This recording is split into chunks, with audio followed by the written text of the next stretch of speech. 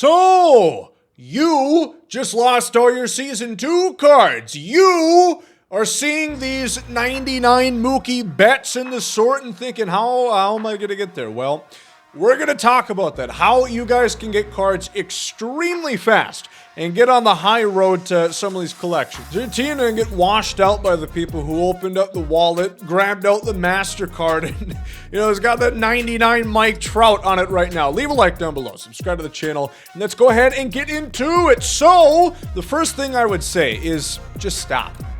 Stop doing anything that does not correlate to Season 4.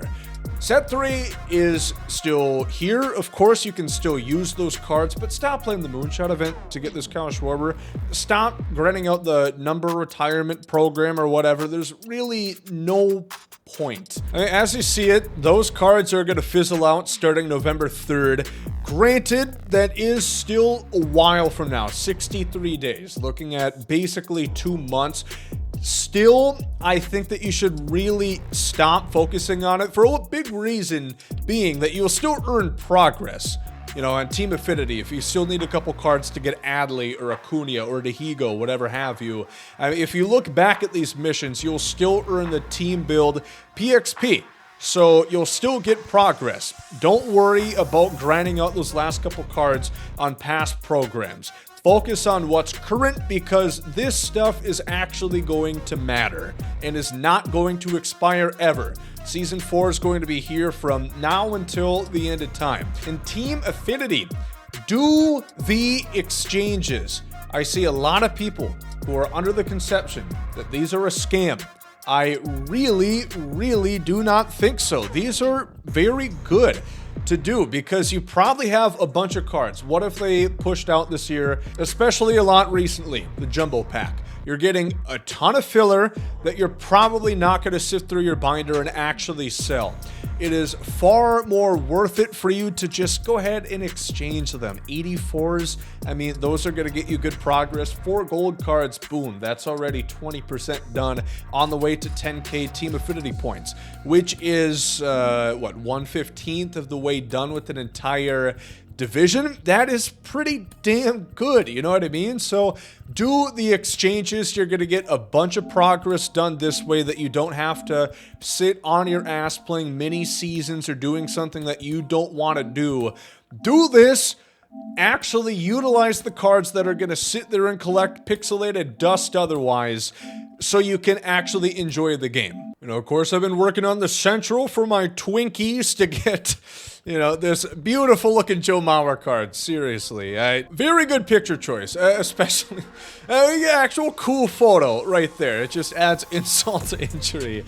But I did a couple exchanges right here. And then I did the next 2 things that I'd recommend, and that being the Showdown and the Moments. Now, the Showdown, very easy. This year, they've made a choice to completely take out any pitching or any game moments at all, actually. You only do the mini boss and the final showdown, and it's very simple, very easy. I think they went out of their way this time to really give you a lot of outs. I never even got close to failing one, and not because I'm God's gift to gaming. I've been dog shit since the last couple of weeks. I just haven't been playing quite as frequently. They definitely make it easier on you for Season 4, so that is a good thing. Do that. Do the moment challenges as well, and you're going to be at 40k. I mean, that's where I'm at right now, doing some of the exchanges, mostly exchanges for the Central. Looks like I have about 12,000 points left to get there. But still, you get a couple players and you add those onto your team alongside the Topps Now cards. The drop today with, Parker Meadows, you saw Oselvis, Alex Verdugo right there. Add those cards onto your team because those are set for. Those are going to help in new collections that you're going to have towards Mookie, Fox, and Kluber. And also these cards too, if you haven't done it. It's just going to make it a lot easier on you come POTM time next Friday. And now they've made it innings instead of PXP requirements, which can be a bit different because this equates to 9 players on your team playing 1 inning each. A Conquest game, you get it done, there's 6 points. Opposed to PXP, where you could just use 1 guy to pitch with. It's a little bit different, so you're going to want to mix and match with some of those top Snell cards and some of those guys that you earn from the Team Affinity programs. It's just going to help you out get the progress done quicker. And of course, you're going to want to go into Conquest. I think Conquest is definitely better than mini seasons, just for the fact that you're earning double points. If you do the Central map, you're not only going to get the American League, you're also going to get the National League. So it's dual progress, which works very nice. You also get good hidden packs, or supposedly good. There's a chance that you can pull something good. You won't, but they like to tell you that you could. Packs are just so chalked nowadays, man. Like, even the fucking chase packs. You know what it is? A little tangent. If you were to go ahead and buy one of those bad boys, 75,000 stubs, for a chance at Mike Trout, sure, have the illusions of grandeur. Have the femme fatale come talk you up and say you're going to have a chance to get this Trout. You don't.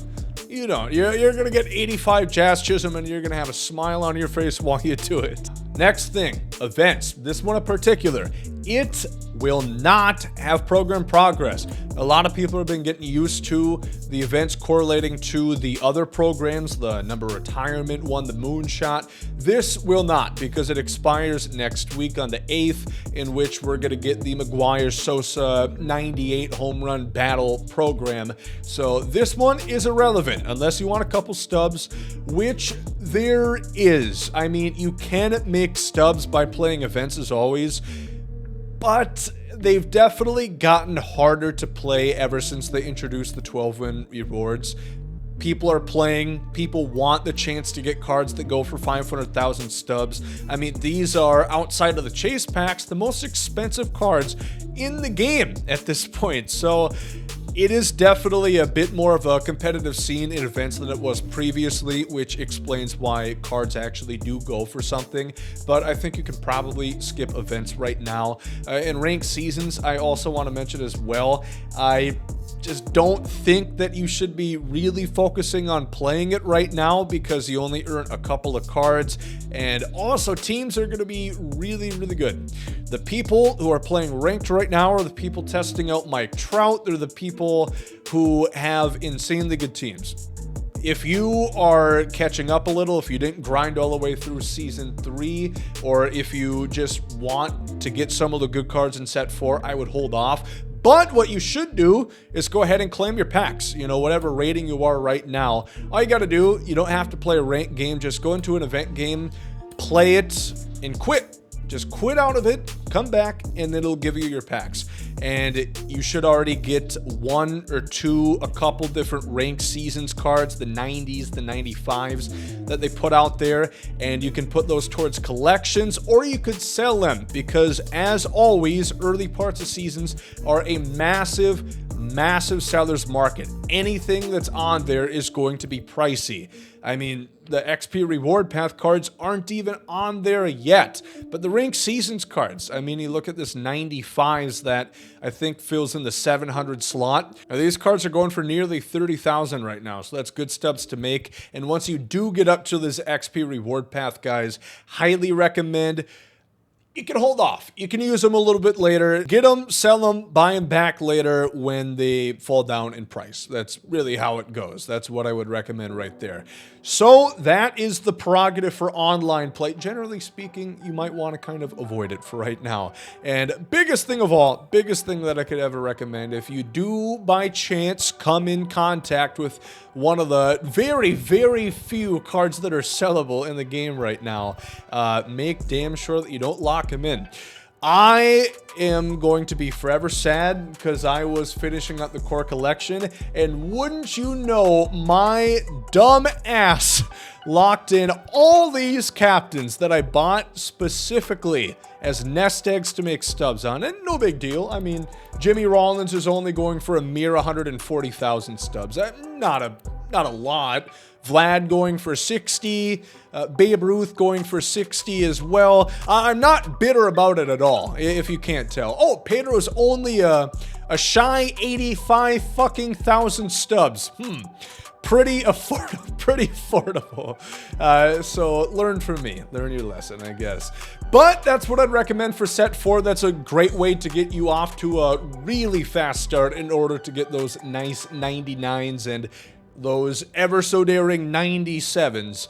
Let me know in the comments section what cards you guys are most excited for. I probably will make a short video just talking about who I'd recommend you take from collections, because I know people's time is sparing as we get to the later months, school starting back up, football, all that. You know, you want to pick the good card, because you might only get one out of the three, or XP reward path. You might not be able to get them all. So leave a like if you guys did enjoy this one, subscribe to the channel. Thank you for watching.